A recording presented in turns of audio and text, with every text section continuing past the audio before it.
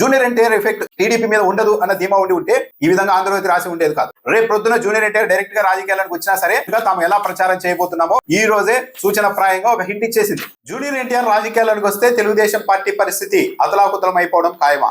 ఈ విషయం ఎవరో కాదు, ఇండైరెక్ట్ గా ఆంధ్రజ్యోతి పత్రికే చెప్తోంది. జూనియర్ ఎన్టీఆర్ రాజకీయాల్లోకి రాబోతున్నారు అన్న ఒక ప్రచారం నేపథ్యంలో కొందరు తిరుపతిలో సేవా కార్యక్రమాన్ని కూడా ఏర్పాటు చేసిన నేపథ్యంలో జూనియర్ ఎన్టీఆర్ కార్యాలయం అయితే ప్రకటన జారీ చేసింది. ఆ ప్రోగ్రామ్ కు తమకు ఎలాంటి సంబంధం లేదు, జూనియర్ ఎన్టీఆర్ కి ఎలాంటి సంబంధం లేదు. ఈ నేపథ్యంలోనే ఆంధ్రజ్యోతి పత్రిక ఒక బ్యానర్ ఐటమ్ రాసింది. వైసీపీ ఫ్లాప్ షో అంటూ జూనియర్ ఎన్టీఆర్ రాజకీయాలకు వస్తున్నారని జరుగుతున్న ప్రచారం వెనుక వైఎస్ఆర్ కాంగ్రెస్ పార్టీనే ఉంది.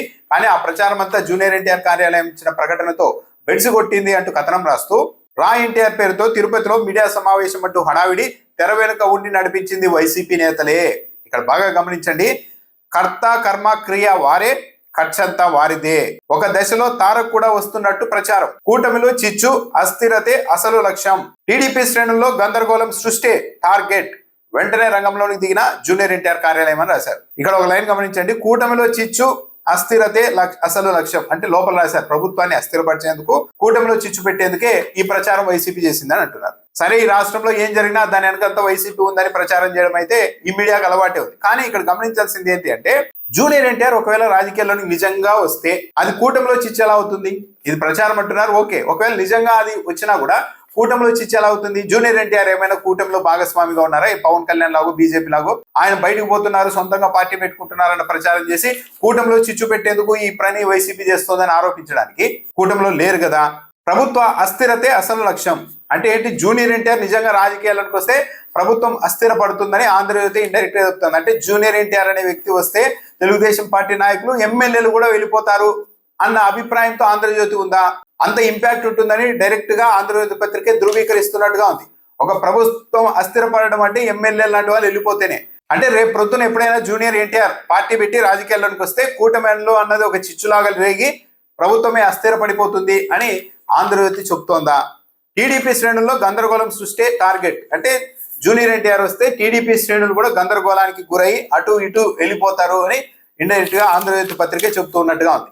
ఈరోజు జూనియర్ ఎన్టీఆర్ రాకపోవచ్చు, కానీ ఒక్కరోజు ఎప్పుడైనా రాజకీయాల్లోకి వస్తే మాత్రం ఈ రోజు ఆంధ్రజ్యోతి పత్రికే రాసినట్టు ఇవన్నీ కూడా తెలుగుదేశం పార్టీలో జరిగే అవకాశం ఉంటుంది. కూటమిలో చిచ్చు, ప్రభుత్వంలో అస్థిరత, టీడీపీ శ్రేణుల్లో గందరగోళం, ఇవన్నీ ప్రాక్టికల్ గా జూనియర్ ఎన్టీఆర్ రాజకీయాల్లోకి వచ్చినప్పుడు జరుగుతాయి అని ఆంధ్రజ్యోతి డైరెక్ట్ గా రాస్తోంది. ఇంకా ఇక్కడ గమనించాల్సింది ఏంటంటే, YCP flop show, junior NTR అభిమానుల వెనుక డబ్బులు ఇచ్చి నడిపించేందుకు ప్రయత్నించింది వైసీపీ నేతలని చెప్తున్నారు. ఇక్కడితో ఆపారు.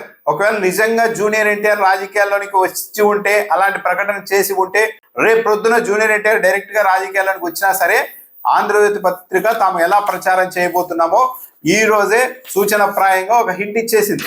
అంటే జూనియర్ ఎన్టీఆర్ పార్టీ పెడితే అప్పుడు కూడా ఇదే తరహాలో ఈ రోజు జూనియర్ ఎన్టీఆర్ అభిమానుల వెనుక వైసీపీ నేతలు ఉండి ఇదంతా నడిపించారని రాశారు. రేపు ప్రొద్దున జూనియర్ ఎన్టీఆర్ రాజకీయాల్లోకి వచ్చినా సరే డైరెక్ట్ గా తెలుగుదేశం పార్టీని దెబ్బకొట్టడానికి, తెలుగుదేశం పార్టీలో గందరగోళం సృష్టికి, అస్థిరతకు జగన్మోహన్ రెడ్డి జూనియర్ ఎన్టీఆర్ ను రంగంలోనికి దింపారు అని కూడా తాము ప్రచారం చేసేందుకు రెడీగా ఉన్నాము అని ఆంధ్రజ్యోతి పత్రిక ఈ కథనం ద్వారా చెప్తోంది.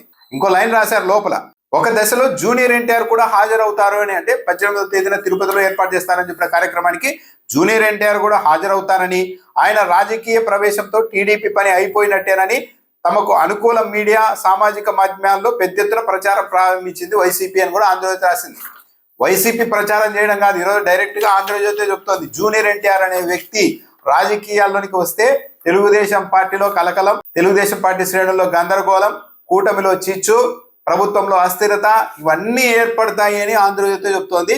సో ఎప్పుడైతే జూనియర్ ఎన్టీఆర్ రాజకీయాల్లోకి వస్తారో, అది ఇప్పుడా, ఏడాది తర్వాత, 29 ఇంకెప్పుడో కానీ జూనియర్ ఎన్టీఆర్ రాజకీయాల్లోకి వస్తే మాత్రం తెలుగుదేశం పార్టీ అతలాకుతలం అయిపోతుంది అని ఇండైరెక్ట్ గా ఆంధ్రజ్యోతి పత్రికే రాసింది. జూనియర్ ఎన్టీఆర్ ఎఫెక్ట్ టీడీపీ మీద ఉండదు అన్న ధీమా ఉంటే ఈ విధంగా ఆంధ్రజ్యోతి రాసి ఉండేది కాదు. జూనియర్ ఎన్టీఆర్ రాజకీయాల్లోకి వస్తే మంచిదే, జూనియర్ ఎన్టీఆర్ రాజకీయాల్లోకి రావడం వల్ల ఇంకో వాళ్ళకి దెబ్బ ఉంటుంది, తెలుగుదేశం పార్టీకి ఏమీ కాదు అని రాసి ఉండేది. కానీ ఇంత డైరెక్ట్ గా జూనియర్ ఎన్టీఆర్ ఎఫెక్ట్ టీడీపీ మీదే ఉండబోతోంది అని ఆంధ్రజ్యోతి రాసింది అంటే జూనియర్ ఎన్టీఆర్ రాజకీయాల్లోకి వచ్చిన రోజు నారావారి నాయకత్వంలోని తెలుగుదేశం పార్టీ పెద్ద సంక్షోభం ఎదుర్కోవడం ఖాయం.